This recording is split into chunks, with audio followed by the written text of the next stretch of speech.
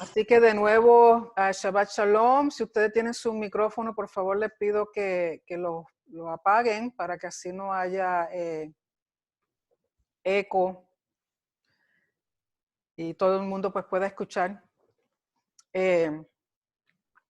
Como le estaba diciendo, que tenemos que tener nuestra confianza en el Señor, que a pesar de lo que está sucediendo, por lo menos Él nos permite este medio para podernos ver y dialogar y compartir. Le agradezco que estén esta noche en este Shabbat conmigo. Para terminar, esta noche se termina el libro de Éxodo. Y ya el Shabbat que viene entramos en el libro favorito de todo el mundo, el libro de Vayikra. Así que esta noche son 2 porciones.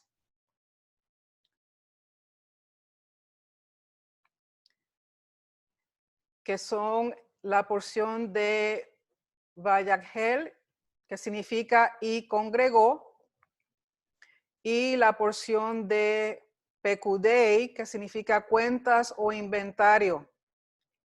Cuentas o inventario. Y recuerden que son las últimas 2 porciones de esta noche, de este libro de la Torah, Shemot o Éxodo.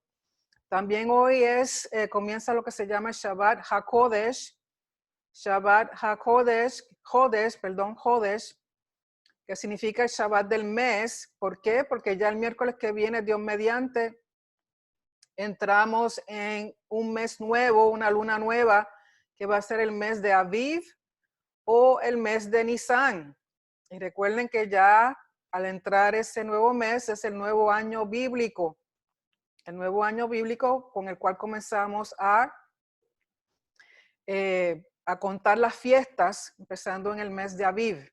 Así que el 25 de marzo, que suponía que lo celebráramos, así que lo más probable yo haga un Zoom esa noche para hacer las bendiciones de la nueva luna, del nuevo mes, y para quizá dar una charla pequeña con respecto al mes de Aviv.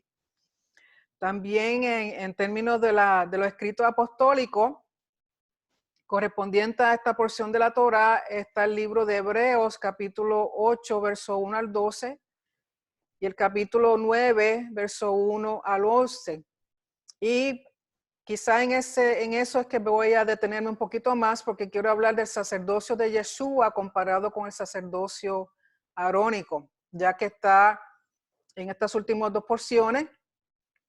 Se erige por completo el tabernáculo y ya la semana que viene comienza entonces la inauguración de los sacerdotes para el servicio del tabernáculo. Así que si ustedes tienen su Biblia a mano, recuerden que las porciones de esta noche es comenzando desde el capítulo 35 de Éxodo hasta finalizar en el capítulo 40, verso 38. Y entre las cosas interesantes con respecto a estas 2 últimas porciones es que por tercera vez se repite la información del tabernáculo. La primera vez fue cuando Dios en el monte Sinaí se encontraba con Moisés y le da las instrucciones del tabernáculo.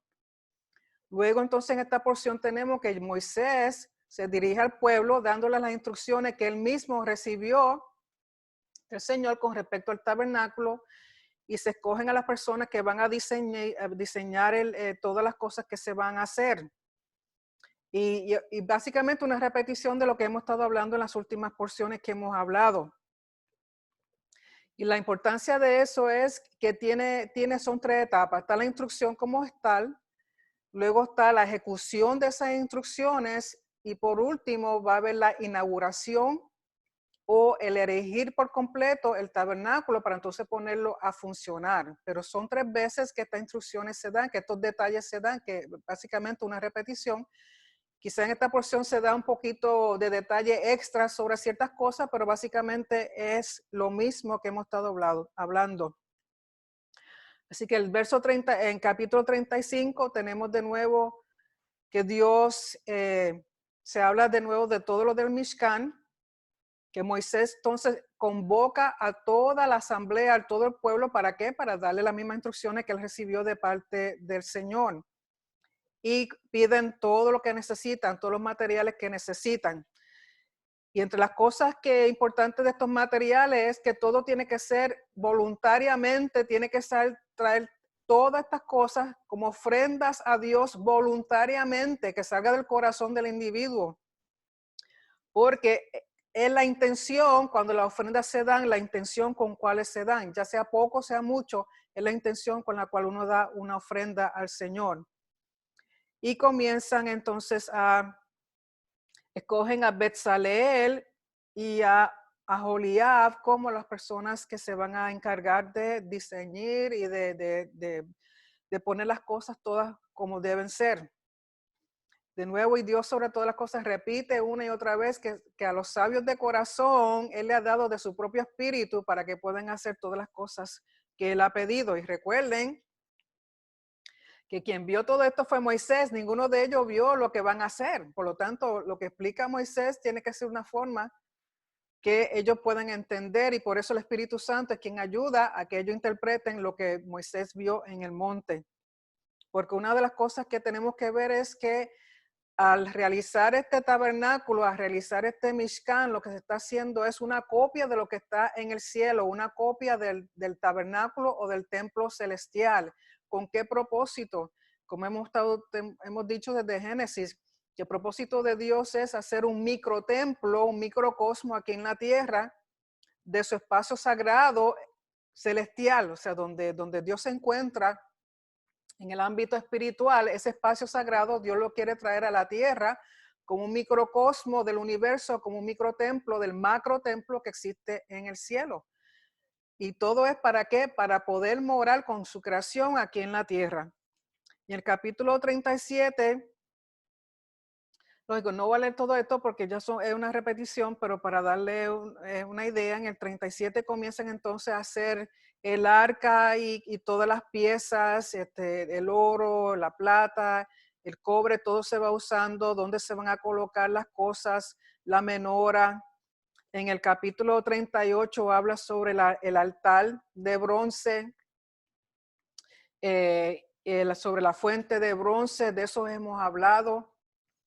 Y termina en que se han hecho todas, en el verso 29 del capítulo 38, habla de que el último verso dice, todas las estacas del tabernáculo y del atrio alrededor eran de bronce. Y en el capítulo, en la próxima porción de la Torah, Pekudei, que significa de nuevo cuentas o inventario, comienza entonces a hablar, a hacer el inventario de todas las cosas que se hicieron. Repetición completamente de quiénes son los que están supervisando, de quiénes son los que están haciendo las cosas. Habla de que se hace un censo, se toma medio ciclo para contar a los varones de 20 años para arriba, con el propósito es de que van a ser la milicia, contando la milicia. Tenemos que entonces, de nuevo, en el capítulo 39, sigue hablando de los colores, de las telas, del lino, del pectoral. De nuevo, una repetición de todo lo que se había dicho anteriormente. Y si van al verso 42 del capítulo 39, verso 42 del capítulo 39, dice, en conformidad a todas las cosas que Hashem había mandado a Moisés, así hicieron los hijos de Israel toda la obra. Y dio Moisés toda la obra, y aquí que la habían hecho como Hashem había mandado, y los bendijo.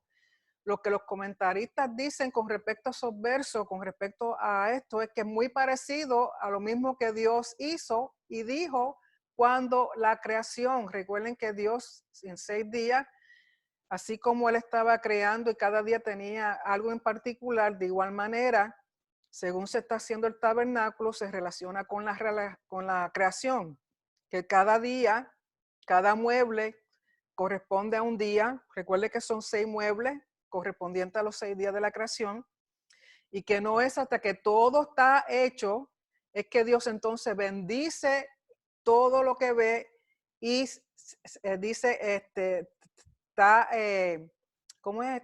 Contento de todo lo que ha creado, de que todo lo que ha hecho y ya ha llegado a una finalidad, entonces bendice todas las cosas. De igual manera, Moisés hace.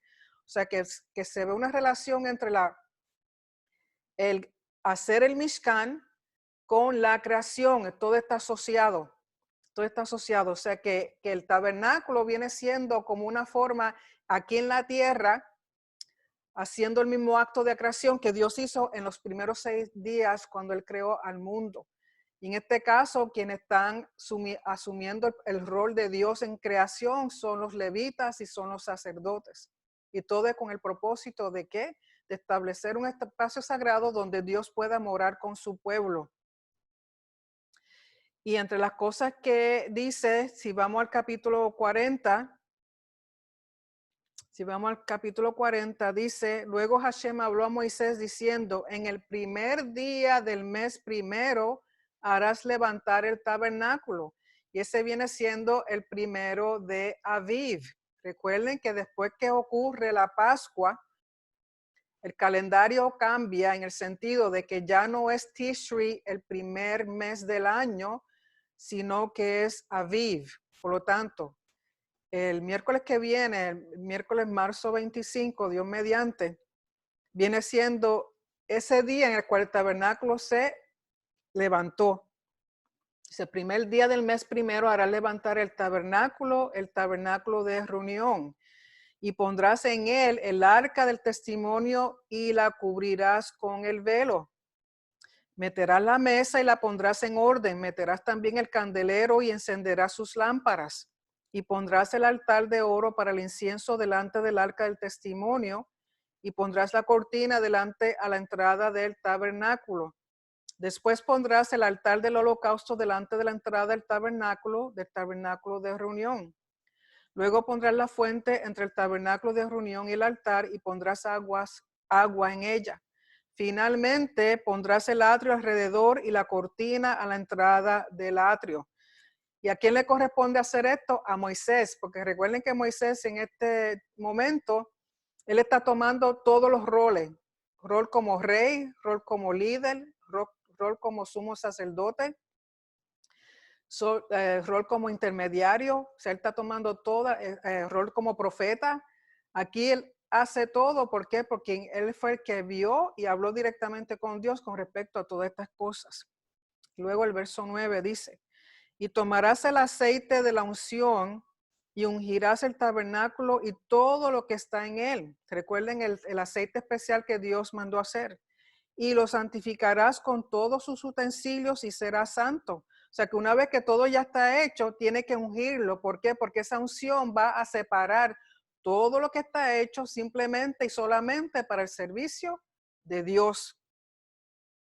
Verso 10, ungirás también el altar del holocausto y todos sus utensilios, y santificarás el altar y será un altar santísimo. Asimismo, ungirás la fuente y su base y la santificarás. Y llevarás a Aarón y a sus hijos a la puerta del tabernáculo de reunión y los lavarás con agua. En otras palabras, tenían que hacer un mikvah, una purificación ritual. Y harás vestir a Aarón las vestiduras sagradas y lo ungirás y lo consagrarás para que sea mi sacerdote. Después harás que se acerquen sus hijos y les vestirás las túnicas y los ungirás como ungiste a su padre.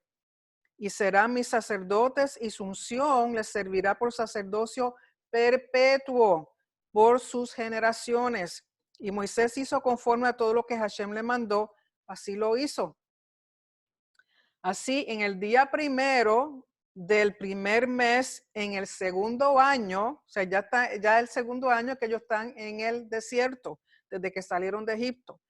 En el segundo año el tabernáculo fue erigido. Moisés hizo levantar el tabernáculo y asentó sus basas y colocó sus tablas y puso sus barras e hizo alzar sus columnas. Levantó la tienda sobre el tabernáculo y puso la sobrecubierta encima del mismo, como Hashem había mandado a Moisés. De nuevo, todas estas cosas tenían que ser primero ungidas que eso es una forma física, visible, de ver que ha sido separado todo para Dios. Y si usted da cuenta, las veces que dice ungir y consagrar son 8 veces, por lo menos 8 veces. Y ungir en hebreo es mashach. Mashach, de donde sacamos Mashiach, el ungido. Y en este caso, el sumo sacerdote, al ser ungido, se le llama Mashiach. Cohen Mashiach, porque es sacerdote, el sumo sacerdote ungido. Verso 20. Y tomó el testimonio y lo puso dentro del arca y colocó las varas en el arca y encima el caporet. Recuerden que es caporet, no es propiciatorio, caporet. Luego metió el arca en el tabernáculo y puso el velo extendido y ocultó el arca del testimonio como Hashem había mandado a Moisés. Recuerden que en el lugar santísimo lo único que estaba el arca, hay una cubierta, entonces entramos al lugar santo. Puso la mesa en el tabernáculo de reunión al lado norte de la cortina, o sea que la mesa de los panes queda al norte en el lugar santo, fuera del velo, o sea, fuera del velo que está frente al arca. Y sobre ella puso por orden los panes delante de Hashem, como Hashem había mandado a Moisés. Verso 24. Puso el candelero en el tabernáculo de reunión enfrente de la mesa, al lado sur de la cortina, o sea que la menorá queda al lado sur en el lugar santo.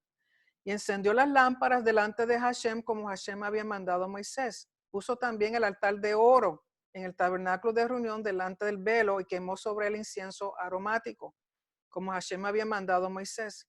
Puso asimismo la cortina a la entrada del tabernáculo, o sea, la cortina que da al frente del lugar santo. Y colocó el altar del holocausto a la entrada del tabernáculo de reunión, y sacrificó sobre él holocausto y ofrenda, como Hashem había mandado a Moisés. Y puso la fuente entre el tabernáculo de reunión y el altar, y puso en ella agua para lavar. Y Moisés y Aarón y sus hijos lavaban en ella sus manos y sus pies. Recuerden que eso era algo que tenían que hacerlo antes de ministrar, el lavar las manos y lavarse los pies, si no, morían. Verso 32. Cuando entraban en el tabernáculo de reunión y cuando se acercaban al altar, se lavaban como Hashem había mandado a Moisés. Finalmente, erigió el atrio alrededor del tabernáculo y del altar y puso la cortina a la entrada del atrio. Así acabó Moisés la obra, que es la palabra kalá, igualmente como dice en Génesis cuando Dios termina de crear las cosas, kalá. Así que Moisés en ese aspecto está tomando el rol de Dios cuando el Señor creó todas las cosas. Pero ¿qué es lo importante de todo esto? Que cada pieza del Mishkan, cada mueble, cada tabla, todo lo que ellos tenían individualmente son materia individual. Pero la función y el propósito del rol de cada pieza, de cada tela, de cada color, de cada material, de cada metal, tiene sentido cuando ya todo está erigido, cuando ya todo está en su lugar, cuando ya todo está para ejercer la función con el cual, el propósito con el cual fueron hechas.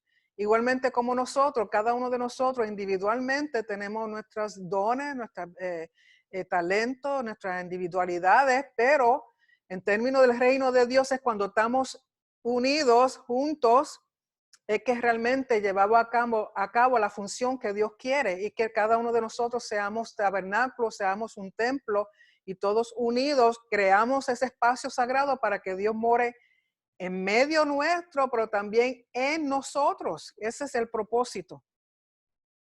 Así como el tabernáculo, o sea, ¿qué se está haciendo? Trayendo el cielo a la tierra. La función del tabernáculo es traer el cielo a la tierra.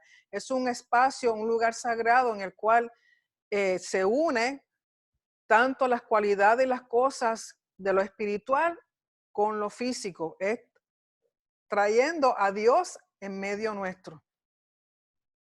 Pero ¿qué sucede? Después que está todo en su sitio, que está todo en su lugar, dice en el verso 34. Entonces una nube cubrió el tabernáculo de reunión. Recuerden que cada vez que habla de nube, es la presencia visible de Dios, lo que se le llama Shejinah, Shejinah. Entonces una nube cubrió el tabernáculo de reunión y la gloria, la Shejinah de Hashem llenó el tabernáculo, su presencia visible.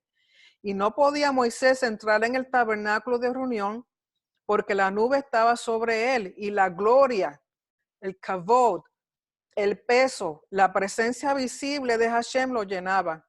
Y cuando la nube se alzaba del tabernáculo, los hijos de Israel se movían en todas sus jornadas. O sea que aquí nos está dando lo que va a suceder en el futuro, porque esto todavía no ha sucedido, pero nos está dejando saber que hasta que esa nube no se movía, el tabernáculo tampoco se movía.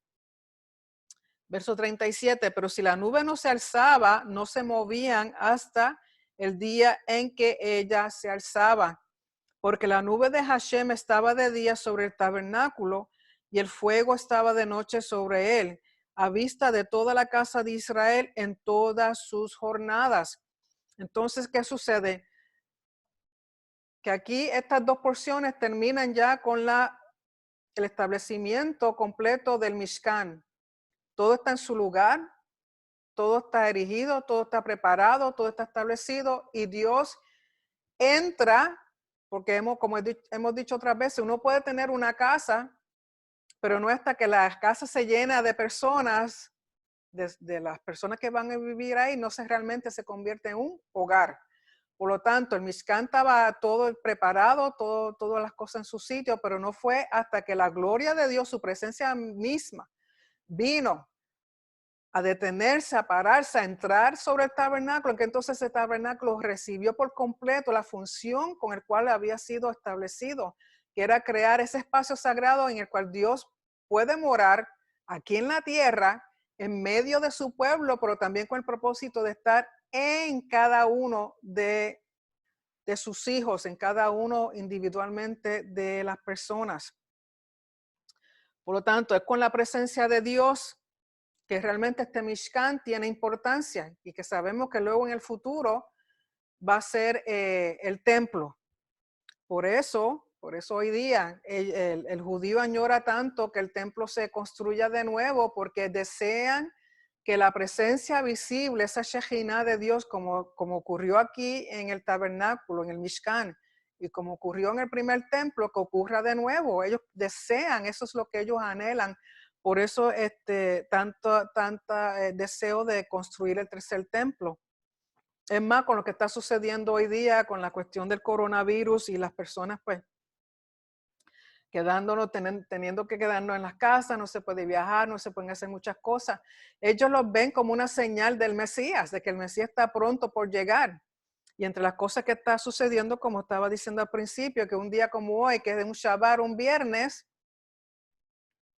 la gente en vez de estar fiestando en las barras, en los restaurantes, están en sus casas. O sea, que Dios está hasta cierto punto obligando a todo el mundo a estar en Shabbat en su casa.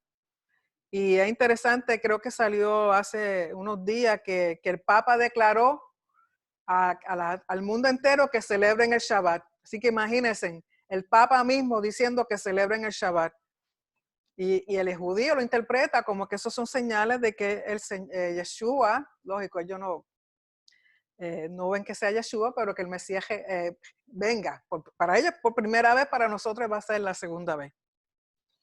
Así que la importancia del Mishkan no es hasta que la gloria de Dios entra y habita en ese Mishkan, es que realmente toma función y toma rol. Es interesante que cuando comencemos la semana que viene Vayikra comienza con una Vav, y esa Vav de Vayikra significa y llamó Dios. En otras palabras, que aunque estamos terminando esta porción, realmente continúa porque la gloria de Dios ha entrado al Mishkan y en la porción que viene Dios llama a Moisés a que entre al tabernáculo al Mishkan en presencia donde está Dios. Por lo tanto, Vayikra es una continuación de esta última porción que estamos leyendo en Éxodo. Así que, y como la costumbre cada vez que se termina un libro de la Torah, es decir, Hazak, Hazak, venir Hazek. Esforcémonos y seamos esforzados. Vayan conmigo, por favor, al libro de Hebreo. Al libro de Hebreo, que es donde quiero detenerme un momentito. Y algo que quería decir, que cuando una de las cosas que dicen los comentaristas, que recuerdan cuando Moisés baja con las tablas y ve al pueblo desenfrenado y adorando al becerro de oro, que él rompe las tablas porque ve que el pueblo rompió pacto, entonces él literalmente rompe el pacto. Y una de las cosas que dicen que es que en ese momento el pueblo estaba desenfrenado, no estaban como una comunidad, sino como un gentío más bien, haciendo cada cual lo que le daba la gana. Pero cuando Moisés sube al monte por tercera vez y baja de nuevo con las tablas nuevas, que es para renovar el pacto, que Dios quiere renovar el pacto con su pueblo, entonces cuando ellos son llamados, son congregados, son convocados a hacer el Mishkan, vienen todos como una comunidad. Ya no es como un gentío desenfrenado, sino como una comunidad con un mismo fin, con un mismo propósito. Y aunque no lo mencioné, pero si ustedes leyeron, sabe que hubo un momento en que Moisés tuvo que detener al pueblo de dar, porque estaban dando tanto que era más que suficiente para la construcción de todo lo que ellos tenían. Por lo tanto, ese es el sentido de comunidad y ese es el sentido que Dios quiere en la presencia de Él aquí en la tierra, como un espacio sagrado con su pueblo, una comunidad sirviendo a Dios y sirviéndose los unos a los otros, con mismo propósito, con mismo sentir. Así que si van al libro de Hebreos capítulo 8, las porciones relacionadas con estas dos porciones de la Torah son el capítulo 8 y 9 del libro de Hebreo. Y recuerden que el libro de Hebreo, para entender su contexto, el contexto es hablando sobre el día de Yom Kippur y sobre el rol del sumo sacerdote. Hebreo tiene que ver con el día de Yom Kippur, el rito de Yom Kippur y la función y el rol del sumo sacerdote. Si se lee fuera de ese contexto, se malinterpreta. Por lo tanto, el libro de Hebreo tiene que ver con el sumo sacerdote. Y dice en el capítulo 8, y para dar un trasfondo, en el capítulo 7 está hablando sobre Melquisedec. Melquisedec, recuerden que Melquisedec, conforme en Génesis, Melquisedec se considera el sumo sacerdote de Elión, o sea, del Dios Altísimo, al cual Abraham le da los diezmos cuando viene de ganar la lucha, la pelea, y que rescata a Lot y las demás familias, las demás personas que estaban en Sodoma y Gomorra. Entonces, en el Salmo 110, el Salmo 110 habla de Yeshua, del Mesías, que es sacerdote conforme al orden de Melquisedec. Que Yeshua es sacerdote conforme al orden de Melquisedec, no conforme al orden ni el sacerdocio arónico. No es de Aarón, porque primero que nada Yeshua no es de la tribu de Leví, sino de la tribu de Judá. Y Dios le llama sacerdote conforme a el orden de Melquisedec. Es más, en el Salmo 110, verso 4. Salmo 110, verso 4. Dice, juró Hashem y no se arrepentirá. Tú eres sacerdote para siempre según el orden de Melquisedec. Según el orden de Melquisedec. Tú eres sacerdote para siempre. Y en términos de Abraham y Melquisedec, eso se encuentra en Génesis capítulo 14, verso 18, para si luego lo quieren leer. Génesis 14, verso 18. Volviendo a Hebreo, capítulo 8, dice, ahora bien, el punto principal de lo que venimos diciendo es que tenemos tal sumo sacerdote, el cual se sentó a la diestra del trono de la majestad en los cielos. Aquí una comparación del Mishkan o del templo en el cielo comparado con el tabernáculo, el Mishkan o el templo aquí en la tierra. Y dice que este sumo sacerdote está sentado a la diestra del trono de la majestad en los cielos. Y recuerden, Que decir estar sentado a la diestra significa, no que literalmente hay una silla, un trono con Dios a un lado y Yeshua al otro.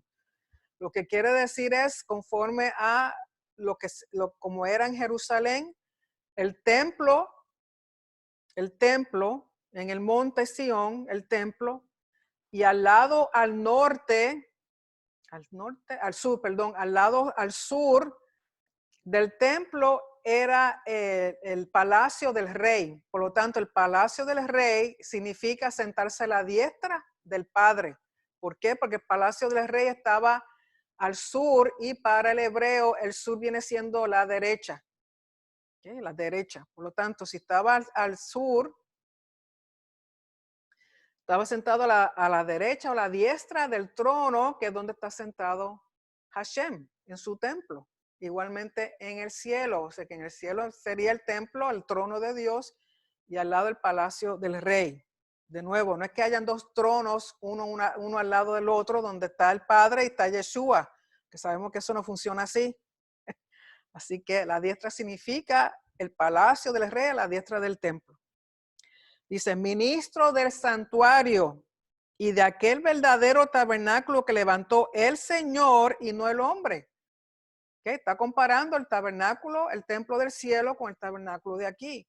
Que está diciendo que el que está en el cielo, que fue lo que Moisés llegó a ver, fue construido por Dios y no por los hombres. Verso 3. Porque todo sumo sacerdote está constituido para presentar ofrendas y sacrificios, por lo cual es necesario que también el sumo sacerdote, tenga algo que ofrecer. Así que, si estuviese sobre la tierra, o sea, hablando de Yeshua, si estuviese sobre la tierra, ni siquiera sería sacerdote, habiendo aún sacerdotes que presentan las ofrendas según la Torá, los cuales sirven a lo que es figura y sombra de las cosas celestiales. ¿Okay? Te está diciendo que Yeshua aquí en la tierra no es sacerdote. ¿Por qué? Porque no es levita, ni tampoco es descendiente de Aarón. Y si cuando estaba Yeshua, ejercían el sacerdocio, pues, los levitas y los de Aarón. Verso 5, los cuales sirven a lo que es figura y sombra de las cosas celestiales. O sea, lo que está aquí en la tierra es una sombra, una figura, una copia de lo que está en el cielo. Como se le advirtió a Moisés cuando iba a erigir el tabernáculo, diciéndole, mira, haz todas las cosas conforme al modelo o al tavnit. Recuerden, tavnit, el patrón, el modelo, el diseño, que se te ha mostrado en el monte. ¿Qué monte? El monte Sinaí. Pero ahora tanto mejor ministerio es el suyo, cuanto es mediador de un mejor pacto. Y aquí el pacto del cual está hablando no es el pacto, no es la Torá, lo que está hablando es el pacto del sacerdocio. O sea que el sacerdocio de Yeshua comparado con el sacerdocio de Aarón es mucho mejor. Dice, establecido sobre mejores promesas. Porque si aquel primero hubiera sido sin defecto, o sea, si aquel primer sacerdocio de Aarón, hubiera sido sin defecto, ciertamente no se hubiera procurado lugar para el segundo. ¿Okay? Si el sacerdocio que se estableció con Aarón hubiera podido hacer todo sin necesidad de que muriera Yeshua, pues entonces Yeshua no hubiera tenido que morir ni hubiera tenido que ser sacerdote conforme al orden de Melquisedec. Porque tenemos que recordar que las ofrendas, que los ritos que se hacen en el Mishkan y en el tabernáculo o el templo es para limpieza y purificación ritual. Ritual. O sea, los ritos, las ofrendas, los sacrificios que se hacen en el Mishkan y el templo cubren las impurezas rituales, pero no cubren las impurezas morales. Ejemplo, adulterio, idolatría, robar, promiscuidad, lo que sea, que son cosas que salen del corazón, que son cosas que que están en la conciencia del individuo. Esas cosas, los ritos, las ofrendas, los sacrificios que se hacían en el Mishkan y el templo, no cubría eso. ¿Por qué?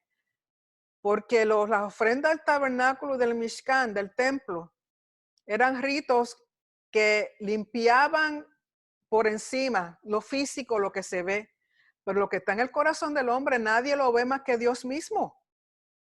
Porque por fuera cualquiera se hace santo, por fuera cualquiera hace cosas, hábitos, ritos y lo que sea, y todo el mundo cree, wow, tremenda persona, qué piadoso, qué santo, ese no rompe un plato.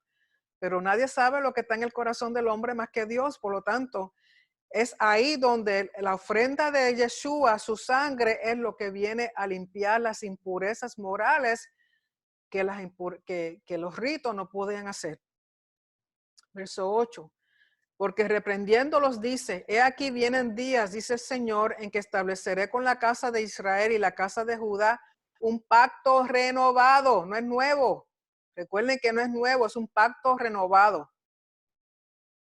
No como el pacto que hice con sus padres el día que los tomé de la mano para sacarlos de la tierra de Egipto.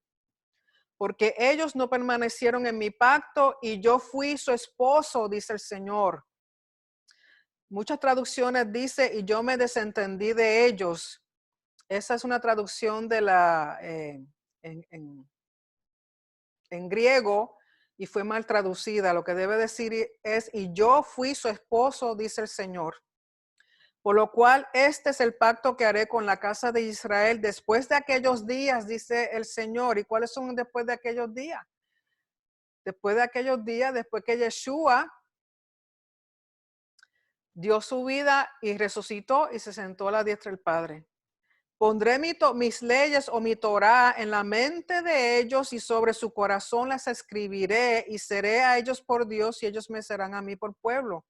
En otras palabras, si realmente uno tiene la Torá escrita en nuestra mente y en nuestro corazón, no debiéramos seguir pecando porque si eso está ya en nosotros, eso es lo que nos debiera dirigir en nuestro diario vivir para no seguir pecando. Verso 11.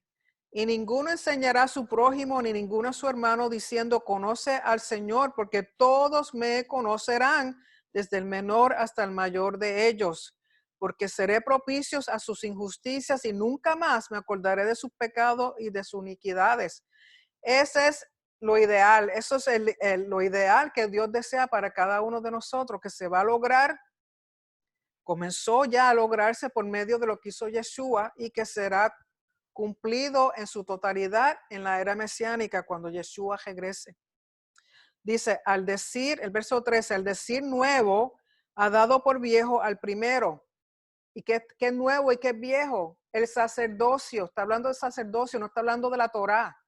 Aquí no está hablando de la Torá, de los 5 libros de Moisés. Aquí está hablando de sacerdocio. Recuerden que el libro de Hebreo tiene que ver con el sacerdocio y con el rito de Yom Kippur. Ahora bien, al decir nuevo, ha dado por viejo el primero, y lo que se da por viejo y se envejece está próximo a desaparecer. Y recuerden, no es que el sacerdocio de los levitas y de Aarón deje de ser porque fue una promesa perpetua que Dios le dio a ellos. Lo que está hablando es de la función de que ya esos ritos para la impureza ritual no son tan importantes como lo va a ser el rito para las limpiezas de las impurezas morales por medio de Yeshua. Capítulo 9. Ahora bien, aún el primer pacto tenía ordenanzas de culto y un santuario terrenal. De nuevo, el pacto está hablando del sacerdocio, no de la Torá. Porque el tabernáculo estaba dispuesto así. En la primera parte, llamada el lugar santo, estaban el candelabro, la mesa y los panes de la proposición, que hemos hablado de eso ya en las últimas 3 porciones del libro de Éxodo. Tras el segundo velo estaba la parte del tabernáculo llamada el lugar santísimo, el cual tenía un incensario de oro y el arca del pacto cubierta de oro por todas partes, en la que estaba una urna de oro que contenía el maná, la vara de Aarón que reverdeció y así las tablas del pacto. Y sobre ella los querubines de gloria que cubrían el caporet, de las cuales cosas no se puede ahora hablar en detalle. ¿Por qué? Porque ya eso está establecido en el libro de Éxodo. Y hemos hablado de eso en las últimas 3 o 4 porciones del libro de Éxodo, está continuamente repitiendo lo mismo. Verso 6. Y así dispuestas estas cosas, en la primera parte del tabernáculo entran los sacerdotes continuamente para cumplir los oficios del culto. Recuerden que todos los días los sacerdotes tenían que entrar al lugar santo. ¿Para qué? Para limpiar la menorá, para poner el incienso. Cada 7 días tienen que poner pan fresco y por la noche se encendía la menorá y de nuevo se ponía incienso. Y esto tiene que ser todos los días, todos los días, todos los días. Pero en la segunda parte, solo el sumo sacerdote una vez al año. ¿Cuál es la segunda parte? El lugar santísimo. Una vez al año solamente el sumo sacerdote podía entrar, que es el día de Yom Kippur.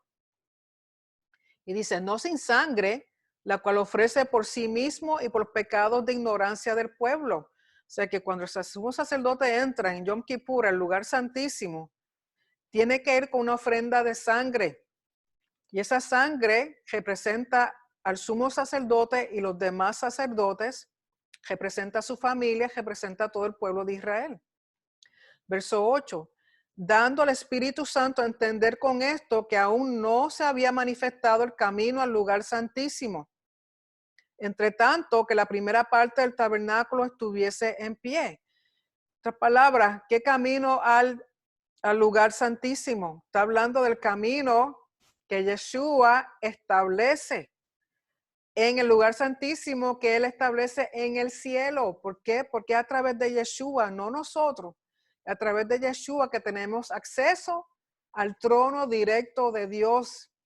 ¿Okay? Aquí en este caso solamente podía ser los sumos sacerdotes, representándose Él y el pueblo, pero a través de Yeshua, Yeshua representa no solamente representa al pueblo de Israel, sino a todas las naciones, a todo individuo que cree y que acepta esto que la palabra nos enseña con respecto a Yeshua y el plan de Dios de redención de toda la humanidad, acercándonos a través de Yeshua al trono del Padre.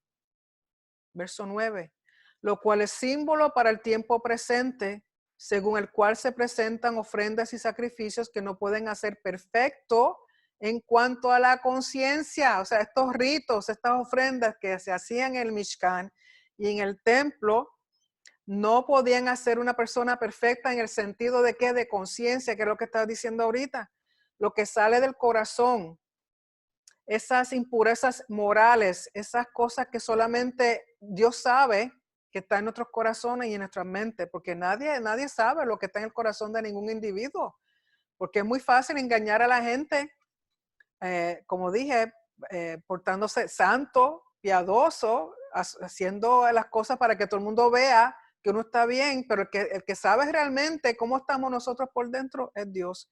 Por lo tanto, esos ritos, esas ofrendas no podían hacer la persona perfecta, en otras palabras, íntegra, en otras palabras, completa, en cuanto a la conciencia, en cuanto a su corazón, en cuanto a su pensar interno, íntimo, al cual practica ese culto. O sea, culto es el servicio en el templo, el Mishkan. Ya que consiste solo de comidas y bebidas, de diversas abluciones y ordenanzas acerca de la carne, impuestas hasta el tiempo de reformar las cosas. O sea, impuestas hasta qué? Hasta, o sea, lo que se estaba haciendo en el Mishkan inicialmente en el templo era una sombra de lo que Yeshua iba a hacer. Ya sabemos que Yeshua lo cumplió, que Yeshua lo hizo y que hizo todo esto en el templo, templo del cielo. Pero queda que todo eso baje aquí a la tierra. Recuerden que lo que llaman la Nueva Jerusalén no es otra cosa que el templo que está en el cielo, que eso venga a reposar sobre la tierra en la era mesiánica. Entonces ya hay una plenitud del individuo en que ya no es solamente los ritos de pureza ritual, sino también de pureza moral. Verso 11. Pero estando ya presente Mesías, sumo sacerdote de los bienes venideros, por el más amplio y más perfecto tabernáculo, no hecho de manos, es decir, no de esta creación. O sea, que lo que Yeshua hizo va por encima del Mishkan y el templo aquí en la tierra. Y no por sangre de machos cabríos ni de becerros, sino por su propia sangre. Entró una vez para siempre en el lugar santísimo, habiendo obtenido eterna redención. O sea, Yeshua entró al trono directo del Padre en el cielo, en el templo del cielo. Recuerden que el arca representa el trono. Por lo tanto, si lo que está aquí abajo es una sombra o es una copia de lo que está en el cielo, el lugar santísimo del templo celestial es donde está el trono de Dios. Entonces ahí fue donde Yeshua vino a presentarse, vino a presentar su ofrenda, su propia sangre, porque recuerden que en Yom Kippur, que es una vez al año, el sumo sacerdote trae sangre de becerros y de machos cabríos y rocía sobre el arca para purificación de las impurezas rituales. Jamás ni nunca podía con esa ofrenda limpiar la conciencia y el corazón del individuo, solamente los ritos, solamente las impurezas físicas, lo que uno hacía, lo que se podía ver. Dice, habiendo obtenido eterna redención, porque lo que hizo Yeshua es para siempre. Porque, verso 13, porque si la sangre de los toros y de los machos cabríos y la ceniza de las becerras rociada a los inmundos, recuerden que de eso hablamos de Adamá para Adumá, la vaca roja, las cenizas de las vacas rojas que se usaba mezclada con aguas para purificación, sobre todo para el tiempo de la Pascua, para el tiempo de Yom Kippur, todas las personas tenían que venir a purificarse, además de un mikvah, tenían que ser rociados con las aguas de la ceniza de la vaca roja para una purificación ritual completa. Entonces él dice, si esto hubiera sido suficiente, santifican para la purificación de la carne. De nuevo, porque si la sangre de los toros y de los machos cabríos y las cenizas de la becerra rociada a los inmundos, inmundos en el sentido impuros ritualmente, santifican, o sea que purifican santifican para la purificación de la carne, de lo externo, de lo que se ve, cuanto más la sangre del Mesías, el cual mediante el Espíritu eterno se ofreció a sí mismo sin mancha a Dios. O sea, sin mancha. Recuerden que los animalitos que tenían que ser presentados no podían tener manchas, no podían tener enfermedades, tienen que ser perfectos. Pues entonces aquí sin mancha, o sea, Yeshua sin ningún pecado, cuanto más limpiará vuestras conciencias, vuestros corazones de obras muertas para que sirváis al Dios vivo. Propósito, porque si lo que se estaba haciendo en el Mishkan y el templo hubiera sido suficiente para limpiar nuestros corazones, nuestras conciencias de nuestras impurezas morales, Yeshua no hubiera tenido que morir. Pero lo que se hacía en el Mishkan y en el templo, esas ofrendas, nos limpiaba de impurezas rituales. ¿Qué quiere decir eso? Que al limpiarnos, al purificarnos, nos permitía entrar al templo, nos permitía llegar ante la presencia de Dios con nuestras ofrendas. Pero no limpiaba lo que estaba en el corazón del ser humano. Lógico, si la persona se arrepentía, estaba completamente arrepentido de que todo lo que hacía, sí. Pero faltaba la sangre de Yeshua para hacer una redención, una plenitud completa de limpieza de adentro hacia afuera. Dice así, verso 15, así que por eso es mediador de un pacto renovado, para que interviniendo muerte para la remisión de las transgresiones que había bajo el primer pacto, o sea, el pacto del sacerdocio, los llamados reciban la promesa de la herencia eterna. Los ritos del Mishkan no nos podían dar redención eterna.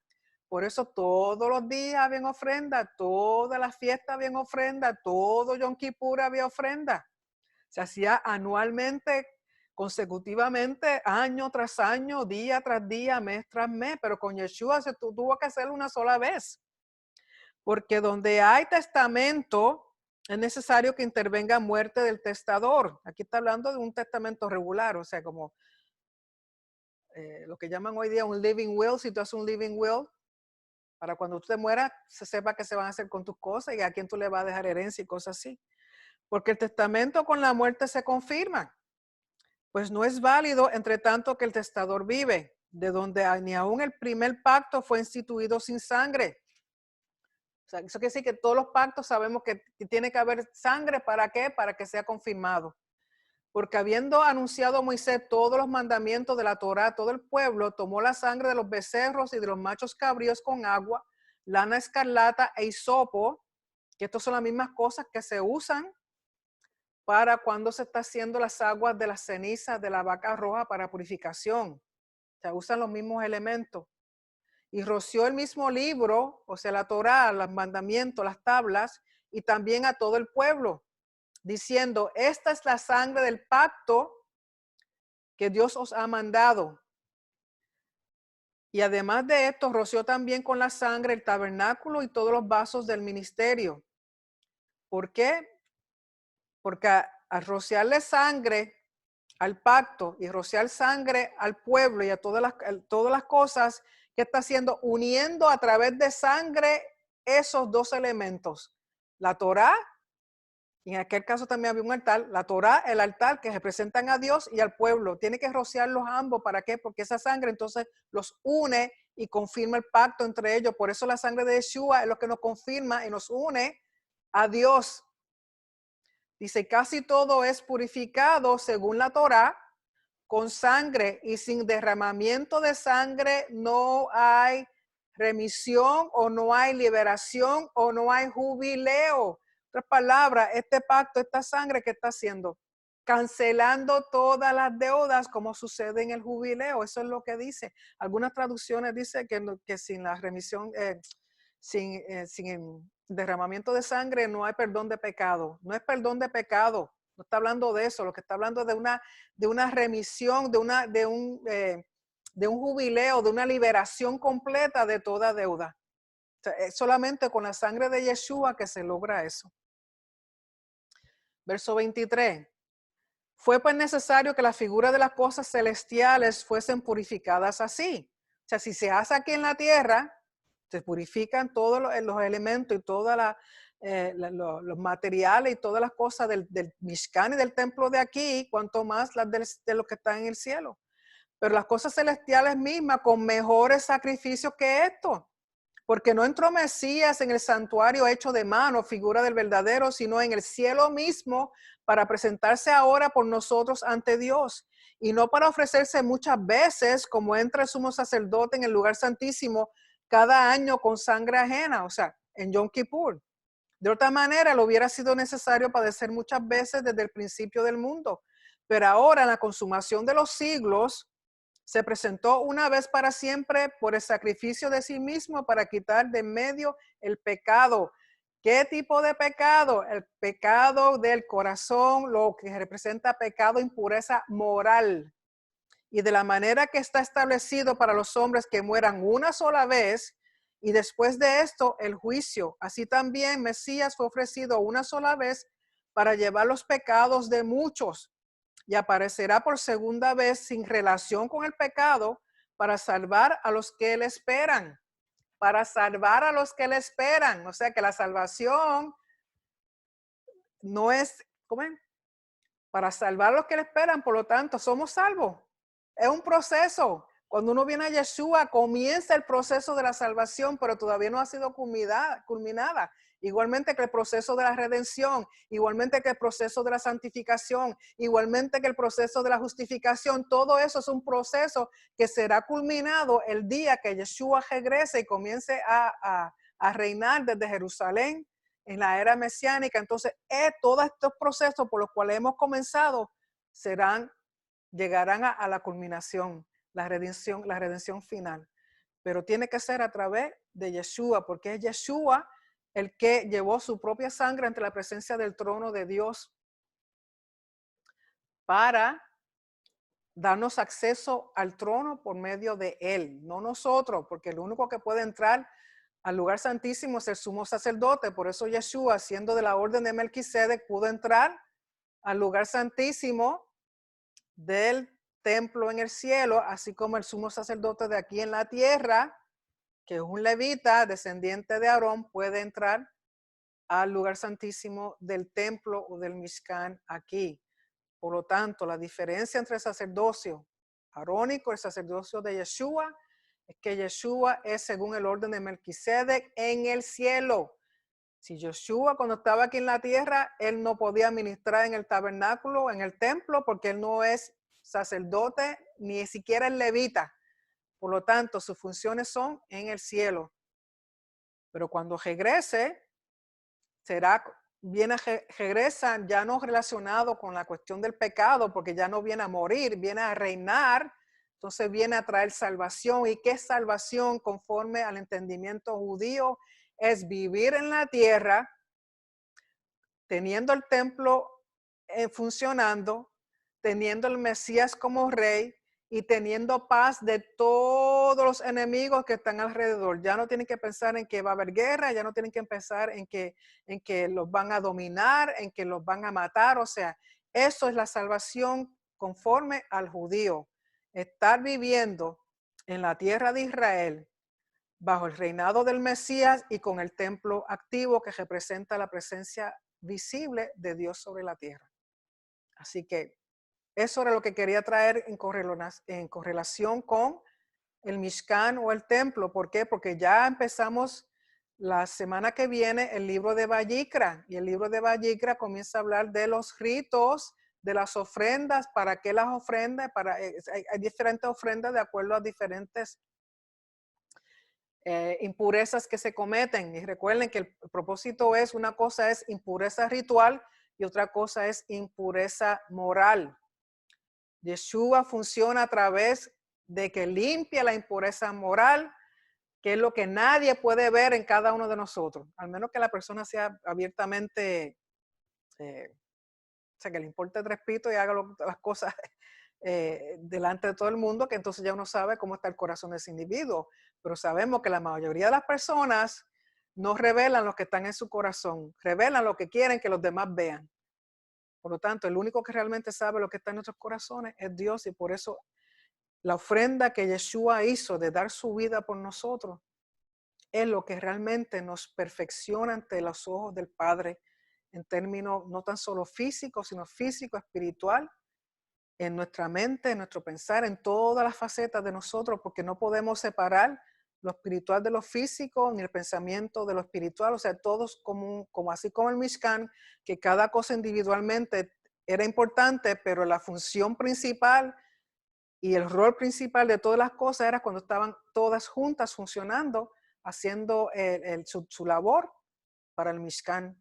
Igualmente cada uno de nosotros individualmente tenemos nuestros talentos y tenemos nuestras individualidades, nuestras personalidades, pero el propósito es traer toda esa diversidad para que juntos podamos establecer realmente el reino de Dios y así Dios morar en medio nuestro y en cada uno de nosotros. Así que eso también le viene como una introducción para allá, para el libro de Vayikra.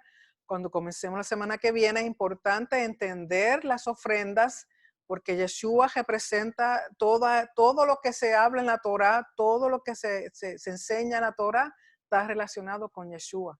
En todo Yeshua cumple esas cosas y se ve, Él se ve en todo.